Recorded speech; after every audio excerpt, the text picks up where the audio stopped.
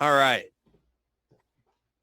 So we wanted to have our first session really start to talk a little bit about, how do you, we talked about this morning about letting go and sort of releasing some of the things we hold on to that are holding us back, our resistance, our negative energy, what negative feelings, thoughts, etc. Now what we want to start to do is we want to start to build. So what we're going to be talking about in this next session, we're going to have our amazing hosts of the Six Amers and co-hosts. We recorded the podcast yesterday, and there was about 25 different times where I said, I'm the co-host. So anyways, inside joke. And what we wanted to do was, we have been working for years at like practicing happiness, practicing joy, practicing healthiness, right? And the reality I want to stress is that you will always be practicing it.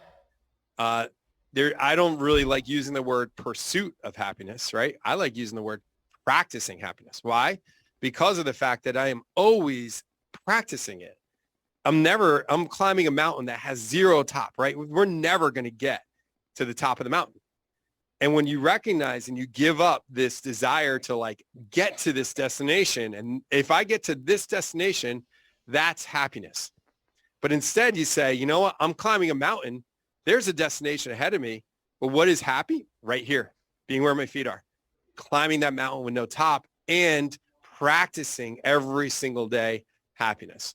So what we wanted to do, we wanted to have a panel with the three of us, and we were trying to think of who in this network of 5,000 people would want to speak on this panel. And there's an obvious answer, which is this man, John Jenkins.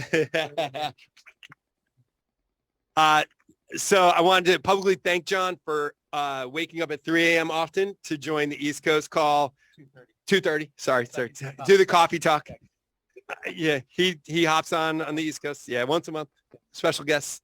And then John just always being a source of happiness, connection, positivity, music, love, kindness, etc. And I know you've gone through, you've had a really interesting roller coaster of a year. So I wanted to turn over you if you wanted to say a few remarks, or if you want to get into questions, just the floor is yours, sir. Okay, thank you. Thank you. You threw this on me just like an hour, not even like 45 minutes before the happy hour. Love you, man. I love you. Asshole. Yeah. Welcome to the world of Sky Michaels. Exactly. It's all good. It's all happy. I got a great idea. Yeah. So, what an honor. I mean, serious. I'm never going to forget this. Serious. I am so honored. Tanya Jones is up here because she is my chief collaborator, fun girl. And she would be up here with us. I spent hours last night.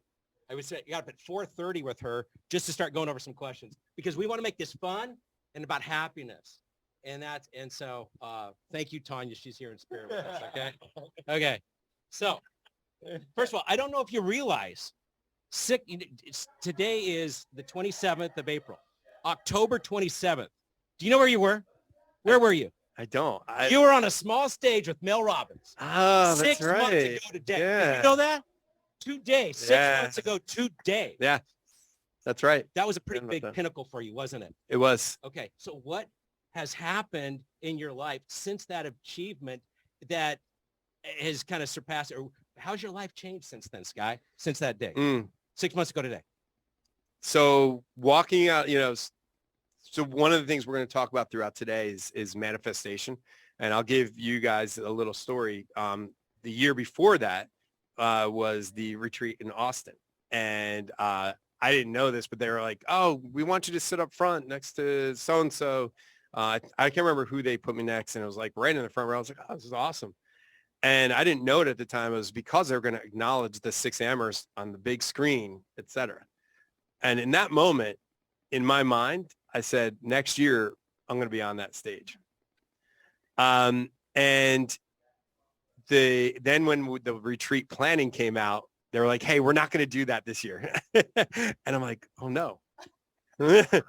Like I'm going to make this happen. Why is this not going to happen? And luckily, you know, I was involved in some of the planning, and they came to me and said, hey, who do you think should be the speaker? And, you know, we don't have a budget for, you know, Matthew McConaughey or, you know, anyone along those lines. So they had 4 or 5 names, and there's one name, Mel Robbins, who literally has impacted my life. And I was like, you throw everyone else out. There's not even a question. It has to be Mel. And when this happened, I said, on one condition, I want to introduce her. Yes. So that's sort of how it all unfolded. Before that, you know, I'd become head of agent development at Compass, which has been truly the honor and the pleasure of my career because of the fact I love being in person. I love being in front of people. I love inspiring people. Being on a Zoom call, you know, like I said before, 6Mers is the one small exception, I think, where Zoom does connect us. But there is, you know, there's a limitation to Zoom. And I love all the people joining us online right now. Virtually everyone couldn't make it here, but how there's something that's really energetic about being in front of everyone. So the way that my life or career has changed since then is an elevation of clarity of what I would call one of my gifts, which is to be able to walk into a room of people I don't really know well, right? I'm going around the country, walking into a room of 100 agents and being able to talk to them for 2 hours and have everyone leave that room feeling inspired, feeling in a good place with their business, feeling like they have a plan, a vision, and an action that they can go and move forward with.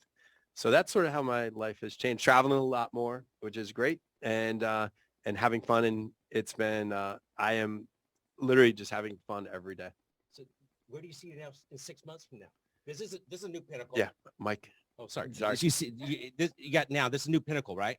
Where do you see yourself in 6 months? So I'm climbing the mountain with no top. I see myself in 6 months doing the same role. And what I'm trying to think of is every quarter, what's the new theme that's going to impact agents, right? And what I do also see is building out some of the deeper programs, we'll call it, within 6Mers. So Breakfast Club. Raise your hand if you're part of the Breakfast Club right now. Awesome. And so I want to try to, you know, we got the 6Mers, the community, which is what we do every, you know, Tuesday, Thursday.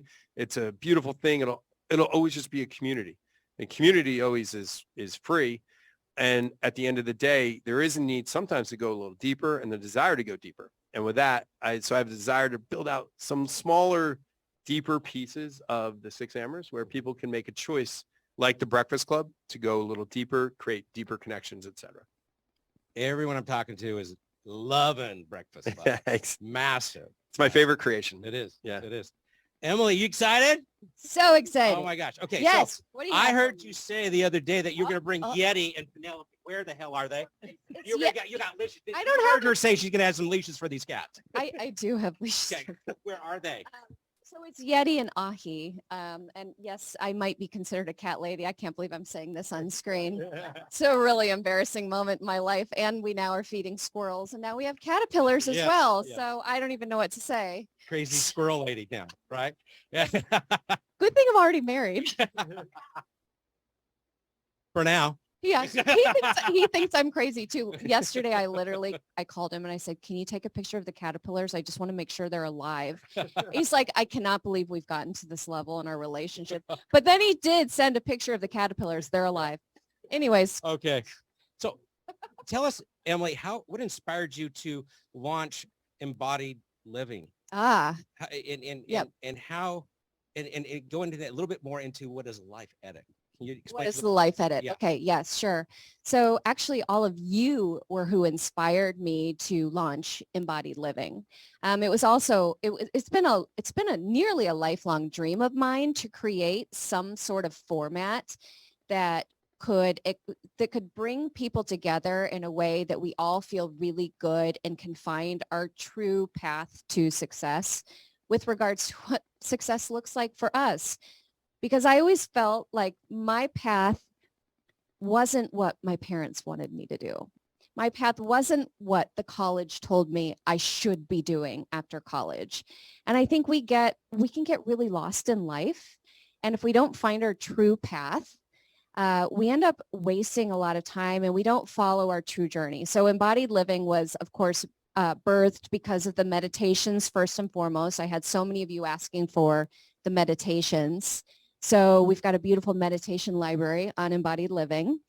And also it's there for coaching, and the process of the coaching that I take people through is really to find their true desire. First and foremost, to get clear on it. Like, the ideas in your head, are they your ideas, or are they the ideas that your parents, like if I followed what my mom said, thank you, Mom, but I would be running a hotel right now. I don't even know why she thought I should do that.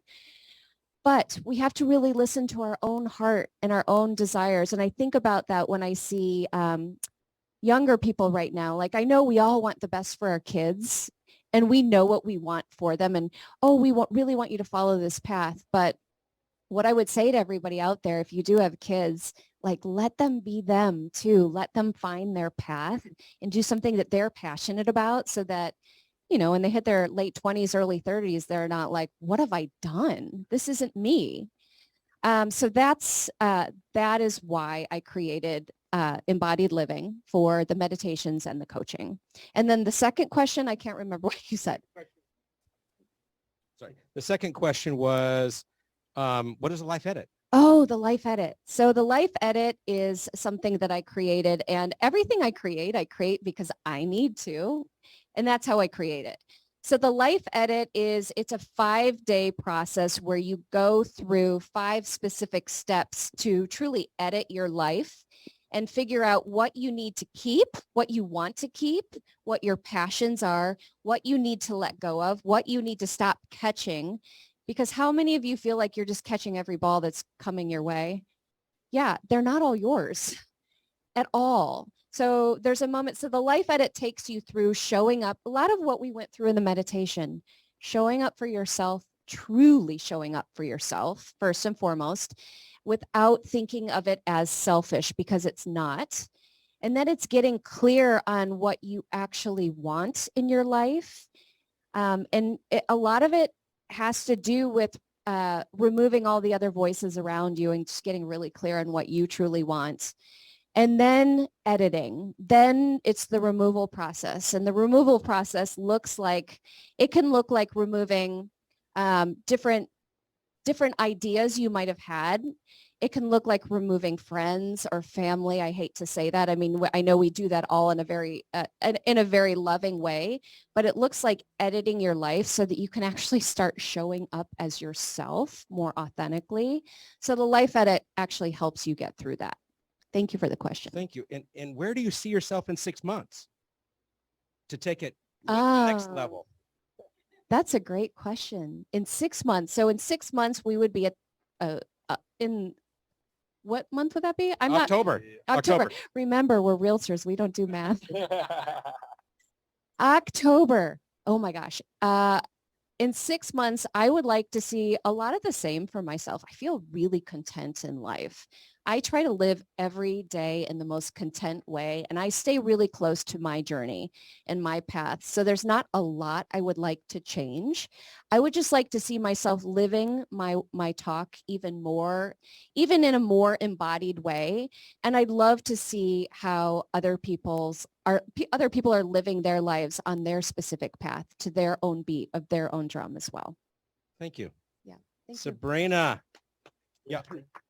I don't know about you guys, but I have been so fortunate, some people would say crazy, to have seen her on the East Coast a couple times.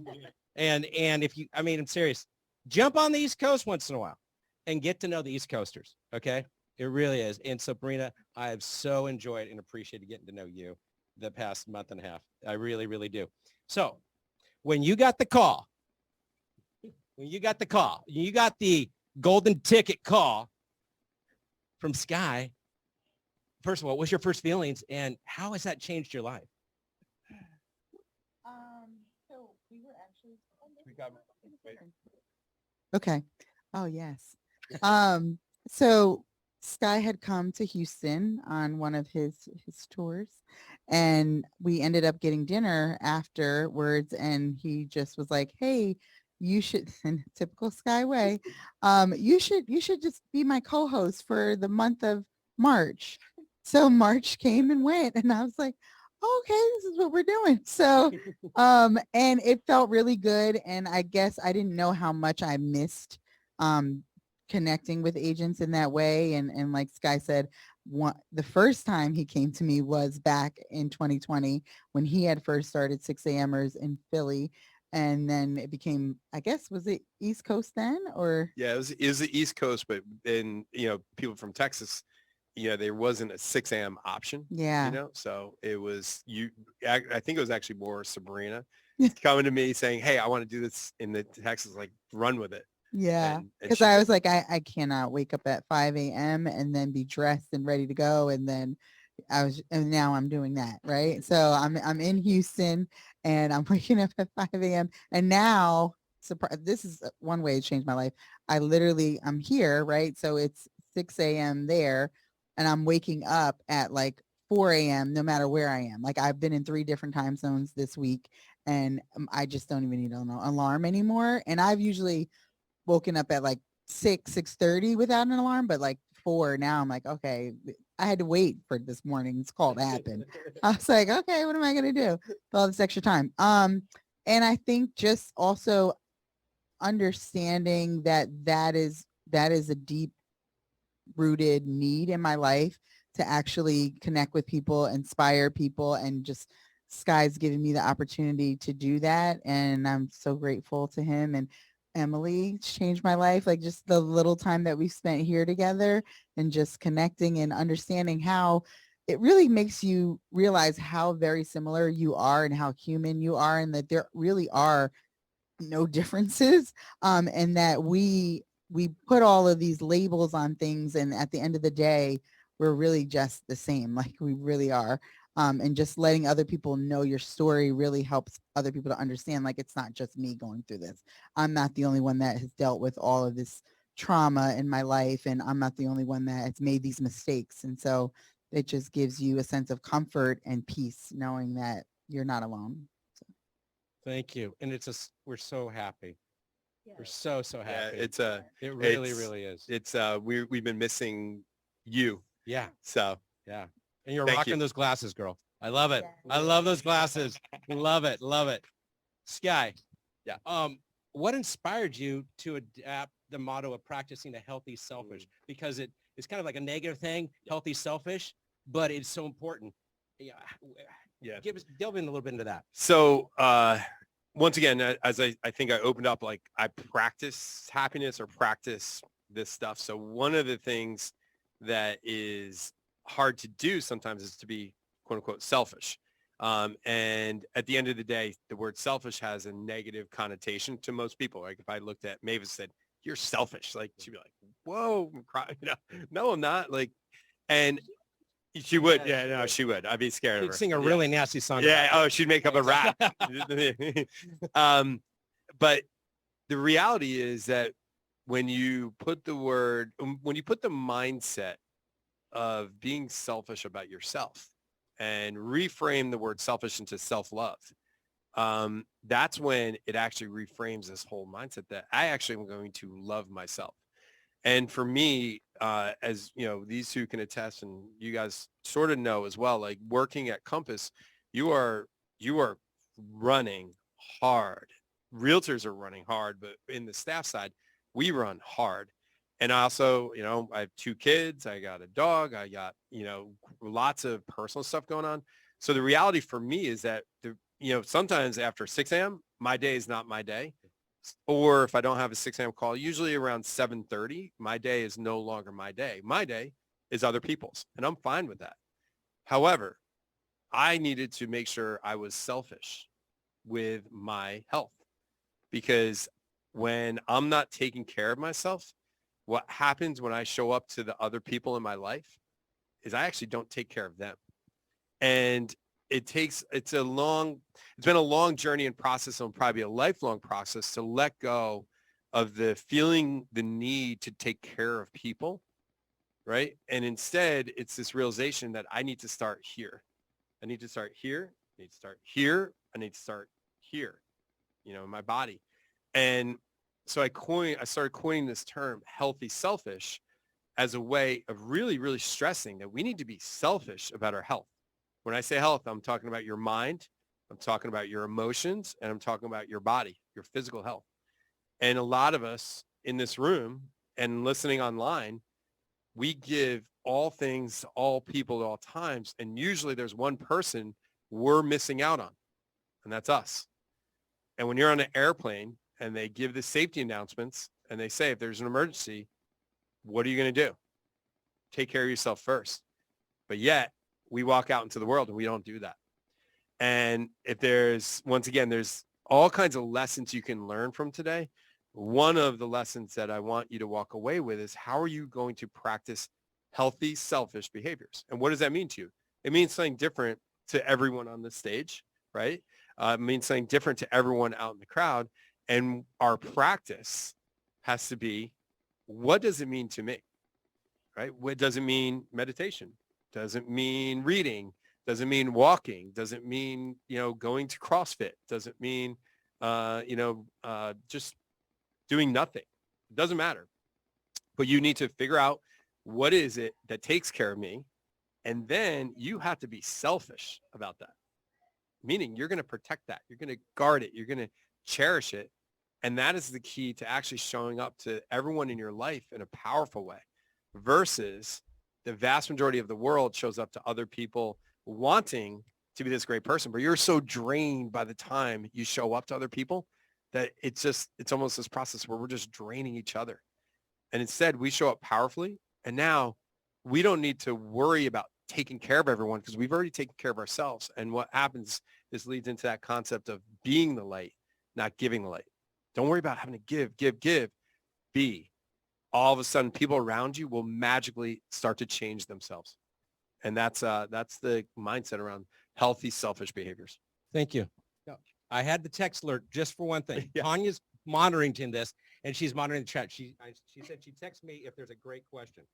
Okay, so her question is that there's an agent in St. Louis that want to know that how many names on the petition does she need to get in order for you to consider stop saying type me in the chat. Yeah. That's the question.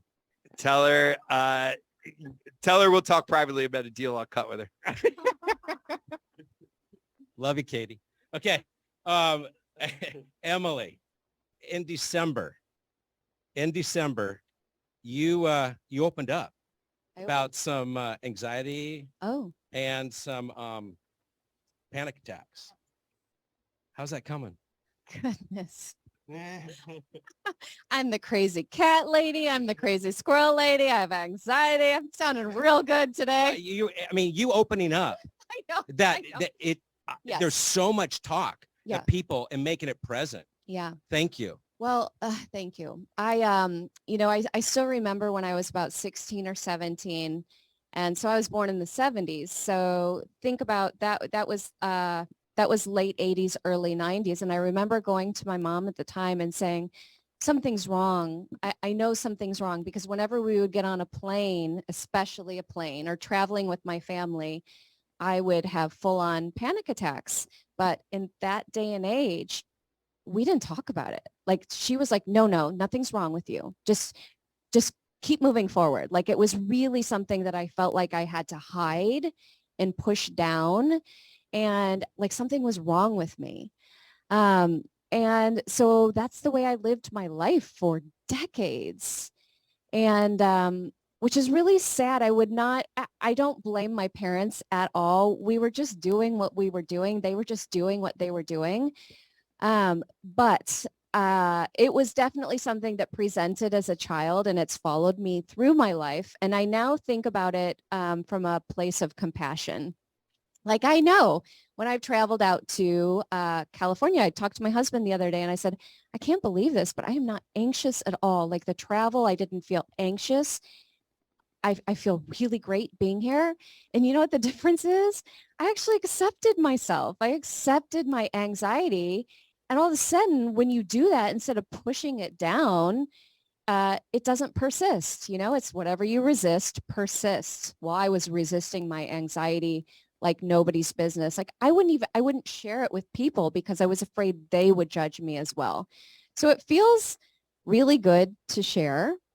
And it's still something I deal with.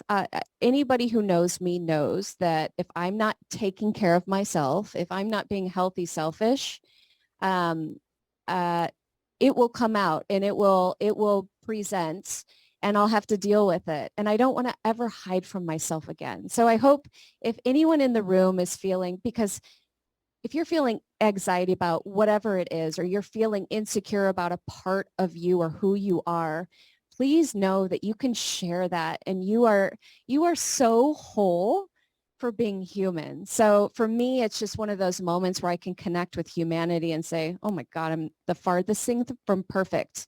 These are the things I deal with. And we're all human. So thank you for asking that question. Well, thank you. Thank you. Sabrina, I want to hear about your greatest accomplishment that you've had. Can you share that with us? That's a good one. Okay, I'm going to share a recent accomplishment. It has nothing to do with work, but I think all of you here will be able to relate to it.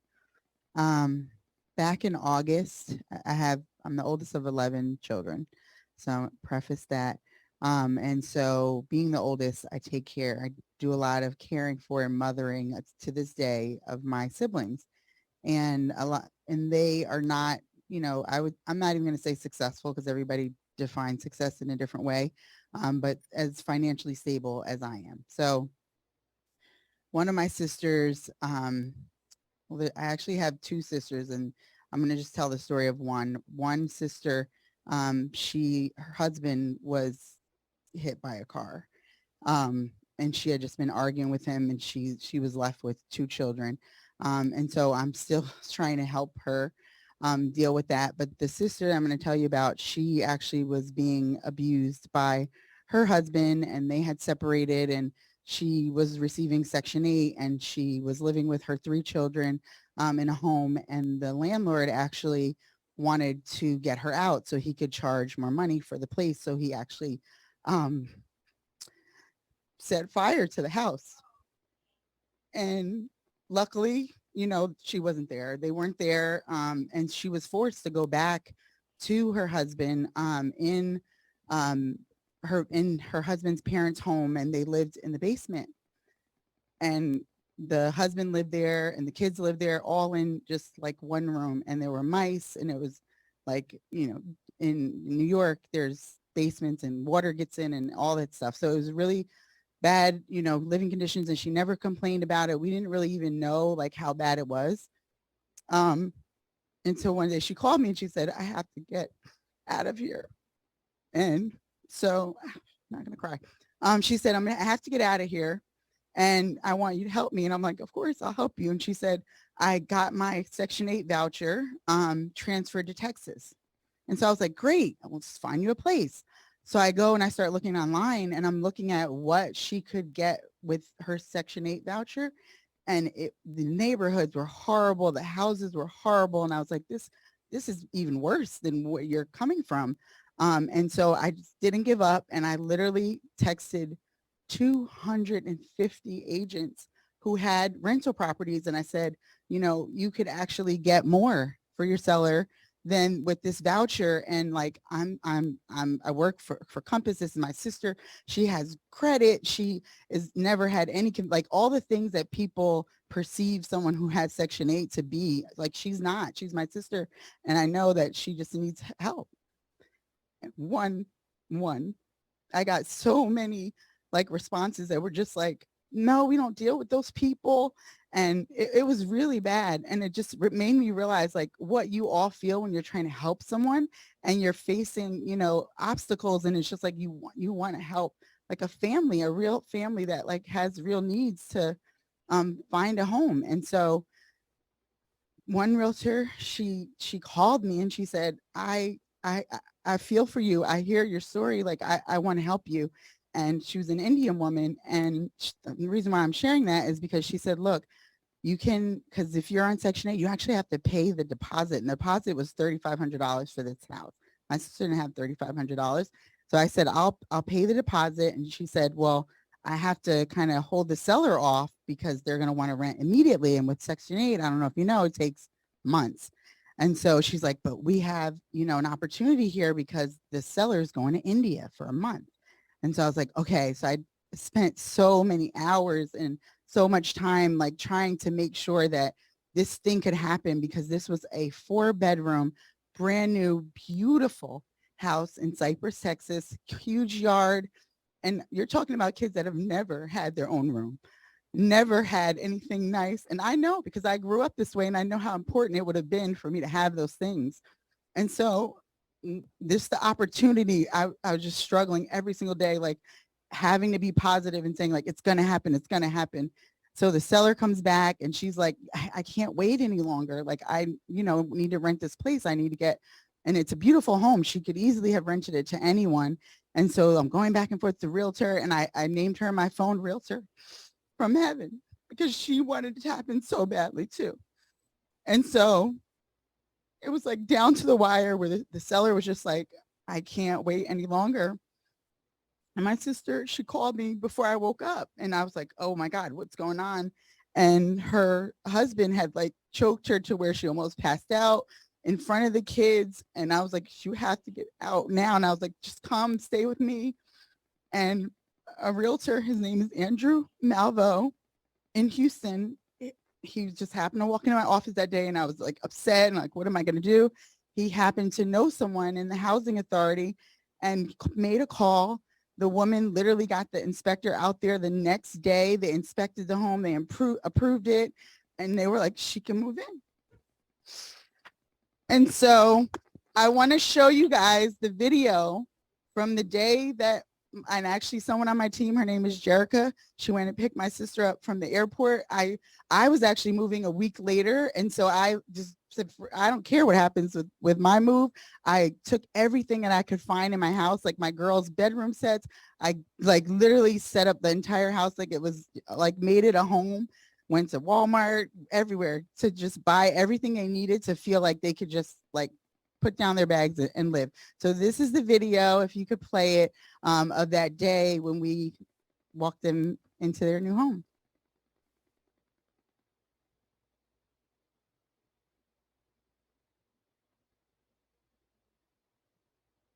Can you play the video? Oh, there it is. Oh, Oh, there's sound. Bro, look, is this your room? Is this your room? It's crazy. It's crazy, right? Get right. All right, come in, come in. What? Okay, wipe your feet. Okay. Welcome. Wait, hold on. We're gonna have a tour, okay? We're gonna do a tour. All right, then we're gonna show you your room first. You wanna see your room? Okay, here we go. Open the door. Open the door. Here we go. Okay, so this is. Well, right? Oh.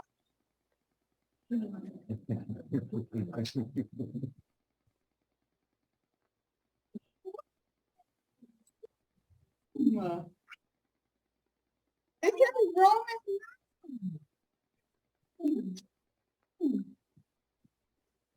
And look at your.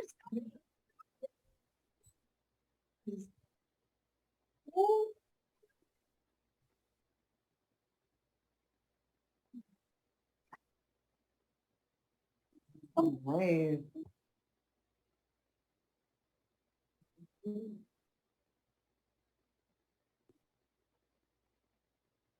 That's my greatest accomplishment so far. thank you. Thank you. Thank you. We're running out of time here. We got about 10 minutes left. There's some other stuff I want to do, but we're gonna skip over that because Tanya and I came up with what we call John and Tanya's rapid 3 for 3. Oh. And we're gonna end with that. Okay. Fine. Okay. So, okay, and we're gonna go. It's rapid. Okay. So first question, we're just go right down the line. Sky. Yeah. What is your most embarrassing moment on a date? Oh my God. Yeah. Yeah. Yeah. You Yeah. guys Tanya, that was are. Tanya's question. Yeah. Oh my God. Come on. There's too many? Yeah, there's too many. There's too many to even talk about. Most embarrassing moment on a date. All right. It's actually not a date, but I'm gonna say it's actually. Can I tell a funny moment from my past? And I'll tell it about when I got engaged. And I know, like, we're divorced Last now. night? No, but the like 3 nights before I got engaged, and we're divorced now, but great co-parent, and she might even be listening right now. So, but it was really funny because we went out that night, and we had broken up, got back together, broken up again, or got together, broke up, got back together, and I knew I was going to propose, but at the end of the day, she was like on me and on me and on me. And we went out and probably drank a little too much wine, and she's like on me. So I go to the couch, still on me, and it's literally going to happen 2 days later. I had this whole like big elaborate thing planned, and I'm going to make this quick. And then she's like, all right, I'm over it. Just come back to bed. So I lay down in bed. She's like, all right, and I'm like, fine, it's happening tomorrow. And literally I like proposed, I had this whole surprise planned, and the next day did not. So it didn't exactly answer your dating question. We're going to come back to that another time. Okay. Yeah. Keep on dodging. I Exactly. feel like Yeah. Matrix. Exactly. Emily, same question. Most embarrassing moment on a date. I have an issue with calling, or I did now that I'm not anymore, but I have an issue with calling people that I'm dating the ex-boyfriend's name. I have done that so many times How many in times my you call life. someone Sky? No, it's usually like my ex-husband's name or the most recent person I've dated. I don't know why I do it. It's not good. Okay. Sabrina, same question. Okay. This is it wasn't a date, but it was super funny with my ex-husband. I met him when I was super young, and I was obsessed with him, madly in love with him. Like, I would just do the stupidest things, like buy stickers with his name on it and wear it around. Like, it was really bad. And so he used to live in Harlem, New York, and so in an apartment, and he was like 3 floors up. And one day I was with one of my friends in Harlem. We were like hanging out, and something happened where I called him, and the phone disconnected, and he didn't call me back, and he didn't answer my phone. So I was like, we're going over there right now. And so run over there. I'm like, there was no elevators. I'm running all the way up the steps, up steps, bust open the door. It's not even his house. Like, literally, people are like in their living room, and I'm like, I am so sorry. Because I was just blinded. So yeah, it was pretty funny. That was a good one. Okay. What's the biggest risk you've ever taken, Sky? Biggest risk I ever took was actually coming to Compass. Actually, I'm going to tell you 2, one from my childhood, and one from, coming to Compass. So from my childhood, I was a beach lifeguard, and I was also in crew in college. And in my junior year of college, I went to race in England, and we raced in the Royal Henley Regatta, and didn't end until like the first week of July. Well, the reality, the lifeguard season already started, and all the rental houses were gone, et cetera. So I remember coming home to my mom, and she's like, well, what are you going to do? I'm like, I'm going down to the beach. She's like, where are you going to live? I'm like, I don't know. There's a hut. I'm going to bring my sleeping bag. And on the way down, I called one of my teammates from college, and he's like, oh, let me call my girlfriend, who her family had this awesome, beautiful house in the Bay. And he's like, oh, you can crash there for the couple nights, and while you figure out where you're going to live. Anyway, so make a long story short, classic Sky scenario. I ended up living at this beautiful beach, bayfront house at the beach for free for the entire summer. And all I had to do was on the weekends, I'd sleep on the couch. But that was Nice. the deal. My biggest risk, though, was coming to Compass. And because of the fact that in 2018, I had a very successful team. I was a part owner of a brokerage. I was sort of where, you sort of have these like, oh, I'm going to do this. I'm going to do this. I'm going to do this. And I everything on the list was checked off. I was still not happy. And going to Compass, which at the time in Philadelphia was 1 room in a WeWork, versus my huge company that we had built, corner office, view of the city, like everything on the checklist was checked off. And I was going to give all of that up to go to a room in a WeWork to work at this thing that was at the time for me just in Inman. And so that was my biggest risk, which is paid off Thank you. tenfold. I know you could talk more about it, but we got to move on Yeah. to Emily. Emily, what's your biggest risk? My biggest risk was when I was 34 and I was going through my divorce and I was living in Illinois and I decided to move to Boulder, Colorado. I was just, I didn't have a job. I had my Volkswagen Bug. I had a mattress and a dresser in my U-Haul and then my 16-year-old blind and deaf cat. And I drove myself out to Boulder. Of course, yes, there's a cat involved. Story of my life. But I didn't know, I knew one person in Boulder and it was the scariest thing I did. And when I think back, like I didn't have a job lined up. I didn't have anything. And I made that move and I look back at my younger self, my 34-year-old self. I was like, damn, she was brave. And I'm so grateful I did. Like in hindsight, I'm so glad I did what I did. Thank you. Sabrina, same question. Biggest risk. Okay.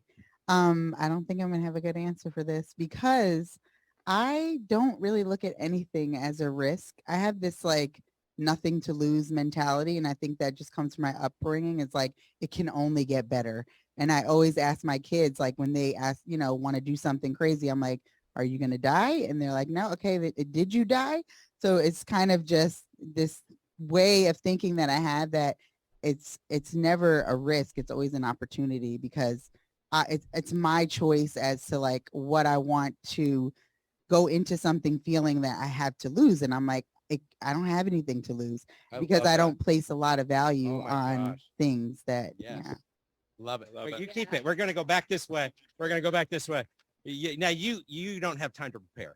Okay. Guys on this. Oh, okay. So dang. what is the craziest thing Sabrina's ever done on a dare? On a dare. Crazy? No one's ever dared me to do Okay, anything. right now, who's going to give her a dare? Oh, You can't think of anything? no. What's the craziest thing you ever did? Yeah. Okay, this is so corny, but I'll never forget it. You know when things that have high emotion for you, it just sticks in your brain. It's like you have the worst memory ever, but there's certain things that stick out.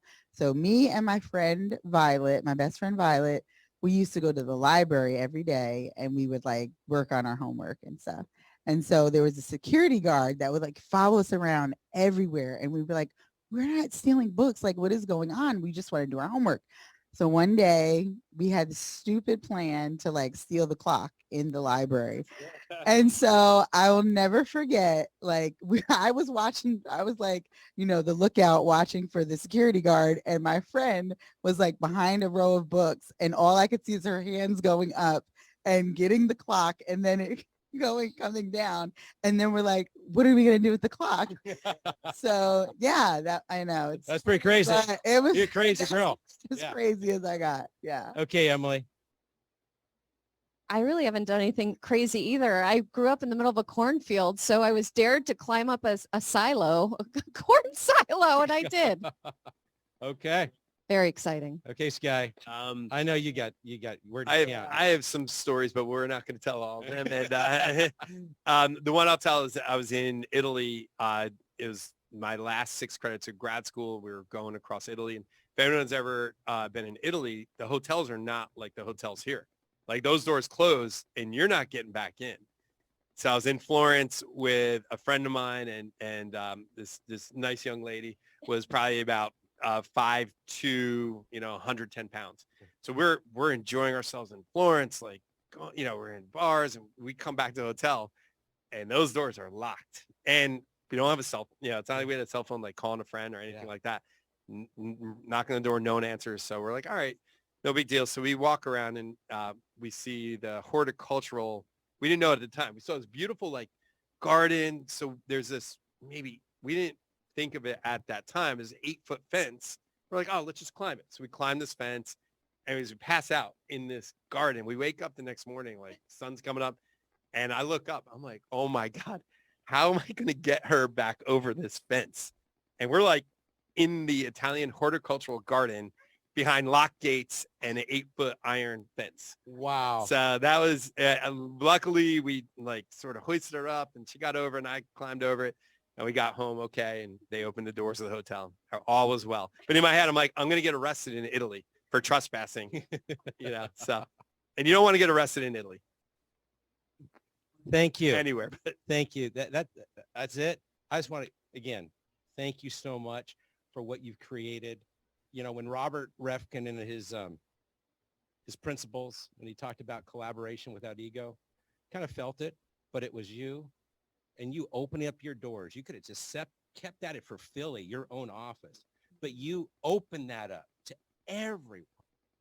Thank God for COVID, because if it wasn't for COVID, you wouldn't have done this. It's one of the wonderful things that happened from COVID.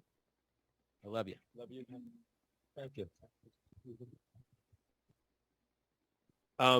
And I don't want to put you on the spot, John, but I also, we're going to put him on the spot a little bit. I just wanted, for those of you who don't know, and then you've been very public, so I feel comfortable sharing this. John and your wife have gone through a really, really big roller coaster.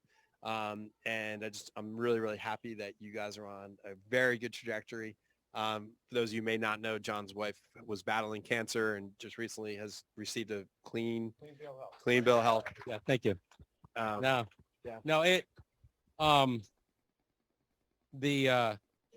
You asked for a word of the day, and only like 3 people in my life knew. And you never call him because I'm always there. Like, why call on John? Not going to call John. He's always there. And word was no. And it was no because I need to learn to say no. I need to learn to say no because I want to please everyone. And that's mine too. My thing is like on here. Yeah. That's No. yeah. And it's not a bad word. It's not.